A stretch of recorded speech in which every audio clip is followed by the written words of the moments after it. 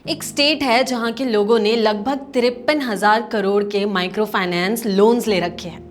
ये महाराष्ट्र नहीं है, ये गुजरात नहीं है और ना ही कर्नाटका, ये स्टेट है बिहार। जी हाँ, पूरे देश में सबसे ज़्यादा माइक्रो फाइनेंस लोन्स बिहार में दिए गए हैं। लेकिन ये सिर्फ बिहार की कहानी नहीं है, ये उस भारत की कहानी है जहां करोड़ों लोग आज भी अपना बिजनेस चलाने, खेती करने या घर के ज़रूरी खर्च पूरे करने के लिए छोटे लोन्स पर निर्भर है। और अब 2 मुश्किल सालों के बाद इस सेक्टर में रिकवरी के संकेत दिखने लगे हैं। नमस्कार, मैं हूं तमन्ना सिंह और आज बात करेंगे इंडिया के माइक्रो फाइनेंस सेक्टर की। माइक्रो फाइनेंस होता क्या है, बिहार इस सेक्टर में सबसे बड़ा मार्केट क्यों है और क्या ये रूरल इंडिया के रिकवरी का सिग्नल है? चलिए समझते हैं। सबसे पहले एक बेसिक सवाल, माइक्रो फाइनेंस होता क्या है? मान लीजिए एक महिला सिलाई का काम करती है और उसे 40,000 की नई मशीन खरीदनी है। उसके पास रेगुलर सैलरी नहीं है, बैंक लोन मिलना मुश्किल है। ऐसे लोगों को छोटे अमाउंट के लोन्स देने का काम करता है माइक्रो फाइनेंस सेक्टर।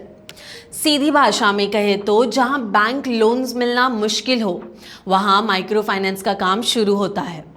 अब सवाल है, अगर माइक्रो फाइनेंस इतना ज़रूरी है तो पिछले 2 सालों में इस सेक्टर को क्या हुआ था? दरअसल माइक्रो फाइनेंस इंडस्ट्री मुश्किल दौर से गुजर रही थी। लोग कम लोन ले रहे थे, रीपेमेंट में भी दिक्कत आ रही थी और लेंडर्स नए लोन्स देने में ज़्यादा सावधानी बरत रहे थे।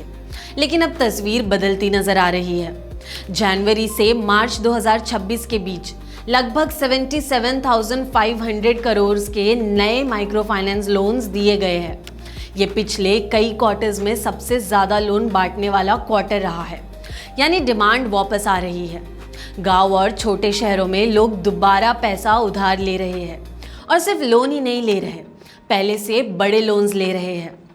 साल 2026 में एवरेज लोन साइज लगभग 60,000 तक पहुंच गई, पिछले साल के मुकाबले करीब 18% ज़्यादा।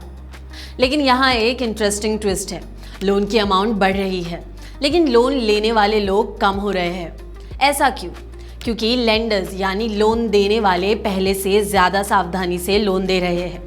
फोकस अब कस्टमर्स पर नहीं, बेहतर कस्टमर्स पर है, यानी क्वांटिटी से ज़्यादा क्वालिटी पे फोकस किया जा रहा है। और इसी के साथ एक और नई अच्छी खबर भी आई है, ईएमआई भरने की सिचुएशन सुधर रही है। कम लोग ईएमआई मिस कर रहे हैं और कम अकाउंट्स लेट पेमेंट कैटेगरी में जा रही है और इसी वजह से लेंडर्स का कॉन्फिडेंस वापस आता दिख रहा है। अब आते हैं बिहार पर। आखिर बिहार ही माइक्रो फाइनेंस कैपिटल क्यों बना हुआ है? बिहार में माइक्रो फाइनेंस लोन्स का आउटस्टैंडिंग पोर्टफोलियो लगभग 53,000 करोड़ है, पूरे देश में सबसे ज़्यादा। उसके बाद उत्तर प्रदेश और तमिलनाडु आते हैं। इसका एक बड़ा रीज़न है फाइनेंशियल एक्सेस। ईस्टर्न इंडिया के कई इलाकों में आज भी बहुत से लोग फॉर्मल बैंकिंग सिस्टम से पूरी तरह नहीं जुड़े हैं। कई लोग छोटे व्यापार चलाते हैं, कई लोग इनफॉर्मल सेक्टर में काम करते हैं।